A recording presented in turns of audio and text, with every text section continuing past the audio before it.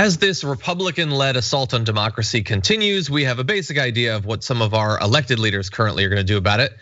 Not much, but what can we do? What can you potentially, as a candidate, do? What can we hope that different activist groups are going to do? Well, let's talk about it. Let's see what's going on and how the next couple of years might go. We're very lucky to be joined on the program by the co-founder of Run for Something, Amanda Litman joins us on the Damage Report. Amanda, welcome to the show.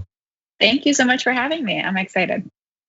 Glad to have you here. Excited about the organization. You're out there trying to find good candidates, especially younger candidates. I know that you're pushing for candidates of 40 or below. Why is that one of the focuses of your organization? Well, I think it's a little bit of politics and a little bit of process. We know that young people are wildly underrepresented in government. Maybe 5% of state legislators are under the age of 35. The median school board member is 59. There are more octogenarians and septuagenarians in Congress than there are folks under the age of 40.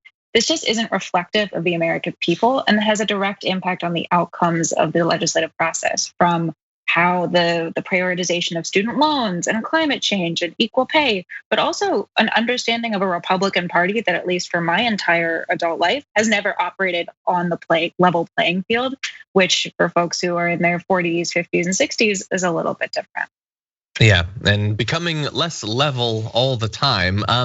But before we move on to some of that, I did want to just talk briefly about one of the candidates that your organization was supporting, got like national press coverage as a result of her win in Buffalo. So that's India Walton, who we talked about on our program.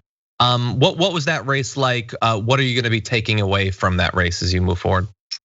India Walton is such a rock star. We were thrilled to be a part of her team from very early on.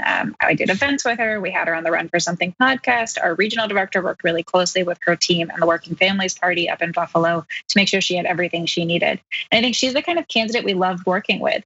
She knows what she believes. She's authentically rooted in community. She did the work. She knocked doors. She showed up. She talked to voters. And I think she's proof that even in a long shot race, even against a Democratic incumbent who has been there for 4 terms, you can absolutely win with the right candidate who's got the right message and is willing to put in the work to communicate it.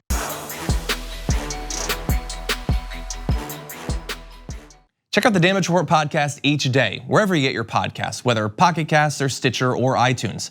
You can join me as I give you the news and stories you want, with a range of co-hosts and interview guests jumping in on the fun each day. Again, that's the Damage Report, wherever you get your podcasts. And if you get them at iTunes, don't forget to rate and review. Sometimes I'll read them live on the show.